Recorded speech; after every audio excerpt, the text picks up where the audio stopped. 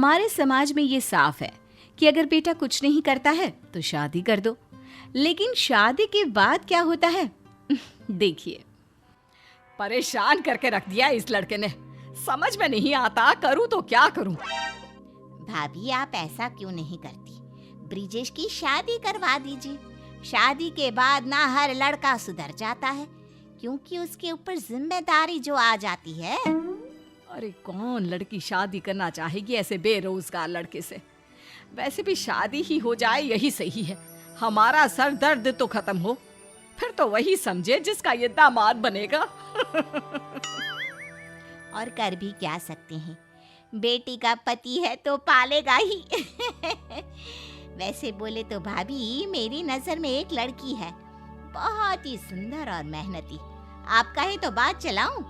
मुझे तो लगता है कि शादी के लिए मान भी जाएंगे। अरे नेकी और पूछ पूछ, ठीक है बात कर लो एक बार, हो जाए तो हम भी गंगा नहा ले, वरना तो इसकी शक्ल देखने का मन नहीं करता। ऐसे ही बुआ ब्रिजेश की शादी की बात चलाती है और लक्ष्मी के घर वाले मान भी जाते हैं।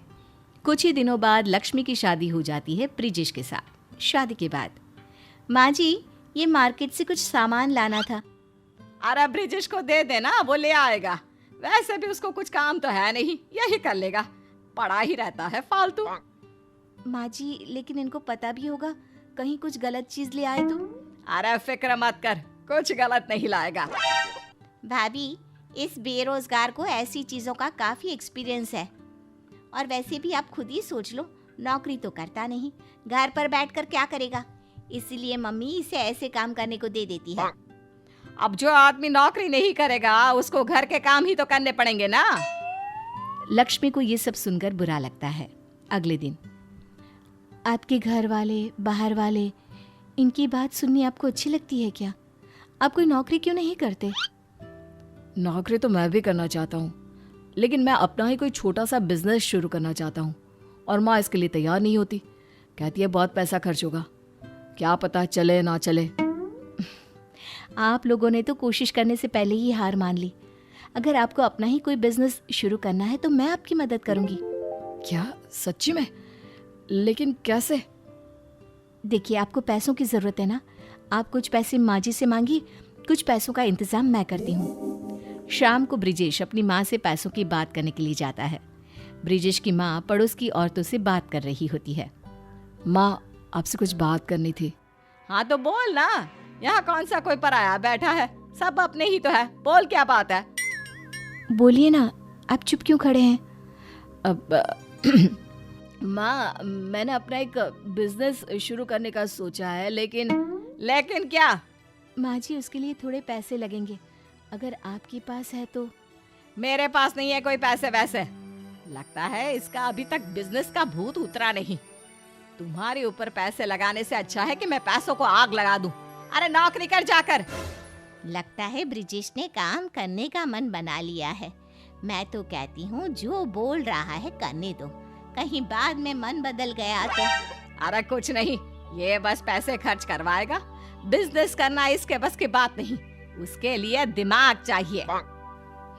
बोल तो तुम सही रही हो, बिजनेस करना हर किसी के बस की बात नहीं, और वैसे भी कौन जाने बिजनेस चले भी या नहीं। अरे कैसे बीवी है जो पति को नौकरी के लिए भी नहीं बोल सकती। बहू तो अंदर जा और बाकी का काम कर। रात को तुमने देखा ना, तभी माँ से मैं इस बारे में कोई बात नहीं करता था। तुमने देखा उन्होंने कैसे एकदम से मना कर दिया। उन्होंने इसके बारे में एक बार सोचा तक नहीं, बस सबके सामने मेरा अपमान कर दिया। माँ जी को ऐसे बिना सोचे मना नहीं करना चाहिए था, लेकिन उनके मना कर देने से कुछ नहीं होता। तो क्या करेंगे लक्ष्मी, मुझे तो कुछ समझ में नहीं आ रहा। बिना पैसे लगाए हम कोई भी बिजनेस शुरू नहीं कर सकते। ऐसा करते हैं, शादी के वक्त में जो गहने पहन कर आई थी उसको गिरवी रख देते हैं, इससे हमारे पैसों की परेशानी ठीक हो जाएगी।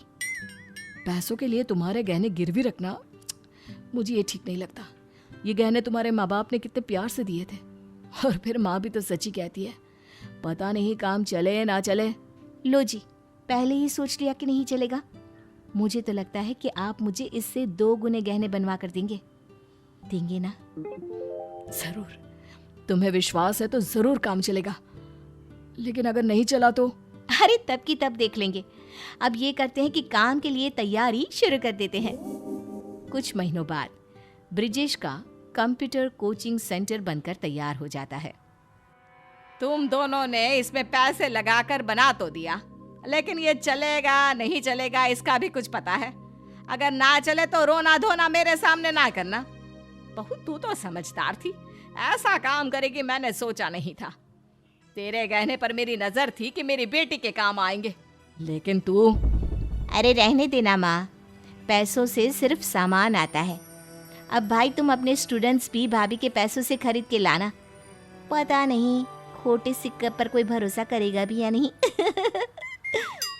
माँ जी और मेरी प्यारी ननद, जब हम दोनों मिलकर इतना कुछ कर सकते हैं तो मुझे ये भी यकीन है कि हमारा कोचिंग सेंटर भी अच्छे से चलेगा। और नहीं चला तो आप लोगों का तो वैसे भी कुछ नहीं जाएगा।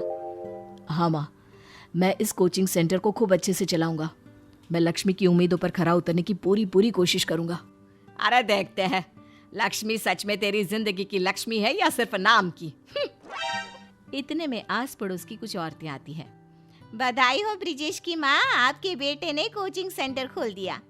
इस सेंटर को देख मेरा बेटा भी यहाँ आने की जिद कर रहा है। कहता है मुझे भी कंप्यूटर सीखना है। अब कोचिंग यहाँ खुलने से मैं निश्चिंत हूँ, उसे कंप्यूटर सीखने कहीं दूर नहीं जाना होगा। अरे ये तो बहुत अच्छा है। खुलने से पहले ही बच्चे आना शुरू हो गए। छोटू से कहना अपने साथ अपने दोस्तों को भी ले आए। हाँ हाँ क्यों नहीं, उसने अपने दोस्तों को भी बता रखा है। तो आप छोटू को परसों से भेज देना, परसों से कोचिंग सेंटर खुल जाएगा। 1 महीने बाद। माँ देखो, मैं अपनी पहली कमाई से आपके लिए ये साड़ी लाया हूँ, और ये तुम्हारे लिए लक्ष्मी। और वो कहाँ है? इसका सामान मैं उसके कमरे में रख कर आता हूँ। माँ जी देखिए, आज ये कितने खुश लग रहे हैं। इतना खुश आज से पहले मैंने उन्हें कभी नहीं देखा। हाँ, नया नया शौक है। खुश क्या दिखेगा जब सारा दिन सोता रहता था। पता नहीं तेरे बाप ने क्या देखा, पर हमें क्या। मेरे पापा ने इनकी डिग्री और ये देखा कि इन्होंने पढ़ाई के लिए कभी आप लोगों से पैसे नहीं लिए। देश के सबसे अच्छे कॉलेज से स्कॉलरशिप से पढ़ाई की। माँ जी ये नौकरी नहीं करना चाहते थे, ये तो आप भी जानती थी। शादी से पहले ही मुझे इन्होंने सब कुछ बता दिया था और मुझे इन पर विश्वास था। हाँ माँ, लक्ष्मी के विश्वास ने ही मुझे फिर से खड़ा किया, वरना मैं तो कुछ नहीं था। मैं तो कहता हूँ कि बीवी हो तो लक्ष्मी जैसी।